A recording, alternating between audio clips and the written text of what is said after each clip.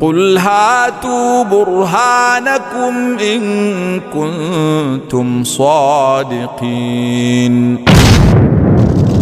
J'ai lancé un défi en disant que amenez-moi un seul hadith, je dis bien un seul hadith qui est authentique chez les chiites qui prouve que Imam Ali radiallahu anhu est le successeur du prophète. Je dis bien un seul. Et je veux vous prouver qu'il n'y a pas un seul hadith dans les recueils chiites qui est authentique. Allahu Akbar. Je dis dans les recueils chiites qui est authentique, Ali ibn Abi Talib est le successeur du prophète. Parce que le défi que je suis en train de vous lancer ici, c'est à tous les savants chiites du monde entier. Et quand on lance un défi à tous les savants chiites du monde entier, ça veut dire que le débat sera intellectuel. Voilà un exemple. Voilà le savant Imam al-Bahboudi. Lui, il est comme les chiites, comme Sheikh Albani et comme chez les Ahli Sunnati wal Jama maintenant. C'est un muhaddis temporaire. On l'appelle al-Bahboudi. Il a écrit un livre appelé Ma'rifatu al-Hadith.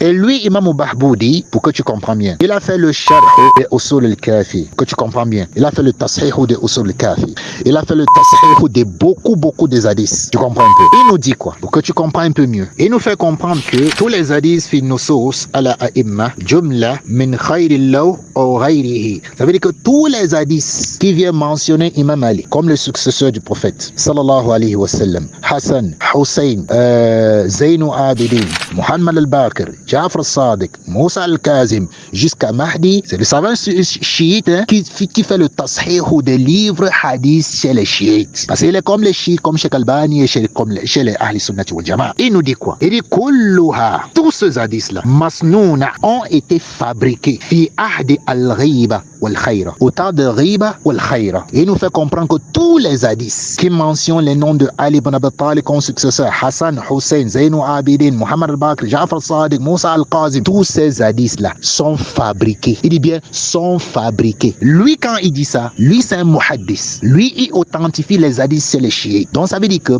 avant de dire ça, il a déjà lu tous les hadiths dans ce livre, dans les livres chiites qui parlent de la succession. D'abord, pour que tu comprends, il nous dit que tous ces hadiths ont été fabriqués fi ahdi al-ghayba wal khayra. La première question, il dit fi ahdi al-ghayba wal khayra, c'est quand? Parce qu'il nous a fait comprendre qu'ont été fabriqués fi ahdi al-ghayba wal khayra. Allons maintenant regarder quand est-ce qu'il y a eu le moment de ahdi al-ghayba wal khayra. Ici maintenant, en poursuivant les recherches, parce que tu dois te demander la question, si un grand savant muhaddis chez les chiites nous dit que tous les hadiths qui mentionnent le nom de Ali ibn Abi Talib, Hassan comme seulement les successeurs légitimes du prophète ont été fabriqués au temps de Riba ou al-Khayra. Donc ça veut dire que tu vas dire que maintenant en poussant les recherches, tu vas dire mais quand est-ce qu'il y a eu le temps de Riba ou al-Khayra? Le Riba ou al-Khayra, on appelle Riba al-Kubra ou Riba Asghar. Ça a eu lieu quand? L'an 329 d'Égypte. Voilà l'année où les chiites ont fabriqué tous ces hadiths. Ça veut dire que lorsque le prophète est mort, ça a duré 329 ans. Donc, les musulmans ont vécu 329 ans sans connaître un hadith. Je dis bien sans connaître un hadith. Que le prophète a cité le nom de Ali comme son successeur, tous ces 12 imams comme son successeur. Les musulmans ont vécu 329 ans. Ça n'a jamais existé. Ça, c'est pas moi qui le dis.